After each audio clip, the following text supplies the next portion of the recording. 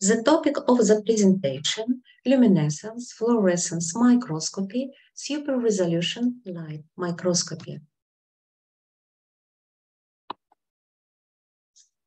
We will consider the following questions: luminescence and its characteristics, fluorescence and phosphorescence, fluorescence microscopy, super-resolution microscopy. Luminescence. Luminescence is a spontaneous emission of radiation from an electronically excited species without obtaining or generating heat. In this slide, you can see some example of luminescence in the white light. Mushrooms, caterpillar, seaweed, sea creatures. In this slide, the simplified Jablonski diagram is represented. It helps us to understand the nature of luminescence. The luminescence process involves the creation of electronically excited state. Atom absorbs some energy. There are also intermolecular transformation of energy without light emission. The atom cannot be for a long time in electronically excited state. An electron transits to the ground state with releasing energy in form of light quantum luminescence. So, absorbed energy is higher than emitted energy, and wavelengths and absorbed radiation is less than wavelengths of emitted radiation. There are three important characteristics of luminescence: Stokes shift, quantum yield, energy yield. Stokes rule states that the luminescence spectrum and its peak shift to the high wavelength range in comparison with the energy peak of light of absorption.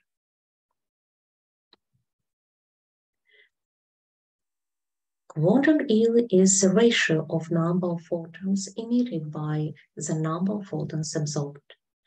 Energy yield is a ratio of energy emitted by energy absorbed. There are two important types of luminescence: phosphorescence and fluorescence. Fluorescence is short duration luminescence, and phosphorescence is long duration luminescence. They differ with the electron state types involved in the emission process. There are singlet and triplet states of electron in a molecule. A singlet state refers to a system in which all electrons are paired. The paired electrons have opposite directed spin. The ground state is a singlet state. In excited state, the spins of two electrons can be either opposite directed singlet state or directed in one direction singlet triplet state. So there are two energy systems for singlet S and triplet. Electron transition from triplet to singlet ground state is forbidden. It has a lesser chance of happening. The transition from singlet to ground state is called fluorescence. Lasts about 10 to the 8, 10 to the 9 extant second. This emission of a photon is without a change in the electron spin. In phosphorescence, the relaxation of electronically excited state occurs along with a change the electron spin. Transition from triplet to singlet. This transition is forbidden, but the probability isn't equal to 0. The phosphorescence can last microseconds, minutes, and even hours. Luminescence is widely used in medicine for determination of the concentration of molecules, for diagnostic purposes in dermatology, because bacterial and mycotic colonies have a specific luminescence. In PCR method, PCR products are fluorescently targeted using a fluorescence dye labeled oligonucleotide primer using the PCR during the PCR reaction. Luminescence is used in fluorescence microscopy. Fluorescence microscopy is a technique whereby fluorescence objects are examined in a microscope. Fluorescent substances, we call them fluorophore or fluorochrome. They are chemical compounds emitting light upon light excitation. I wanted to consider two fluorophores, green fluorescence protein and gold. The green fluorescence protein was isolated from jellyfish. Picture of jellyfish is represented on the slide. It has high quantum E and emits radiation in visible range when absorbed radiation in ultraviolet range. Quantum dots are non-organic semiconductor nanoparticles, size of 220 nanometers in diameter.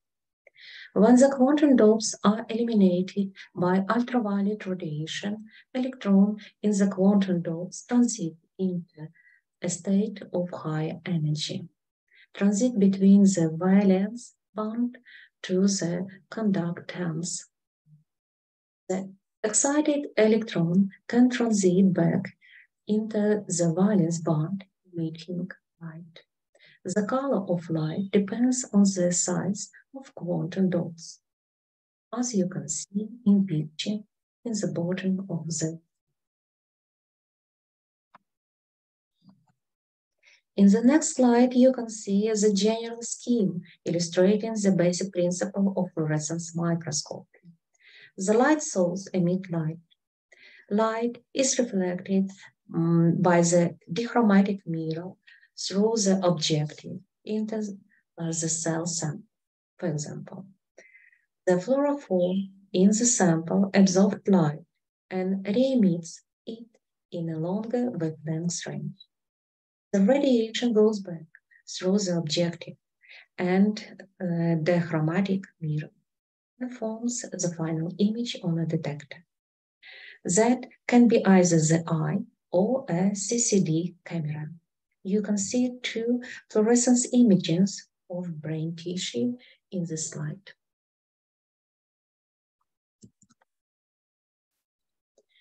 An important parameter of a microscope is resolution limit, at least distant between 2 points of object, at which they are seen as a two separate points than a single blur.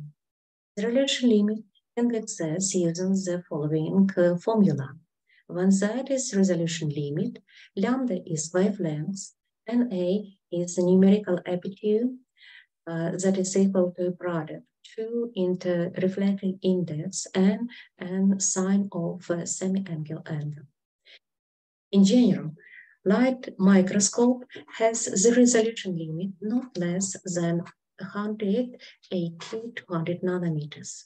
At present, there are some new methods of light microscopy for which this limit is decreased. They are the method of super-resolution microscopy. The resolution limit can be decreased down to 1075 nanometers. There are three directions for development of the super-resolution microscopy technique. Stimulated emission depletion microscopy, STED microscopy, structured illumination microscopy, SEAM microscopy, Stochastic optical reconstruction microscopy, STORM microscopy. The first type of super-resolution microscopy is the stimulated emission depletion microscopy. Please look at the picture in the left side of the slide. In STED microscopy, two types of laser are used, the excitation laser and depletion laser. The first laser excites the fluorophore of the sample within the socket of about 250 nanometers, green socket. The depletion laser inhibits the light emission from the fluorophores within the area of specific shape, like doughnut in red. Therefore, only the fluorophores within the very, very small central area remain in the excited state and can emit light. The size of the central spot about 50 nanometers. This is the resolution limit of this. In the picture, in the right side, you can see the comparison between the principle of light microscope, convection light microscope, and super resolution light microscope, and the images obtained with both for nuclear pores. The next method of super resolution microscopy is stochastic optical reconstruction microscopy. In conventional fluorescence microscopy, all the fluorophores are excited with laser at one moment of time. STORM uses stochastic activation of relatively small number of fluorophores using very low intensity laser light. The illumination process repeats many times. That creates the image as a sum of many images.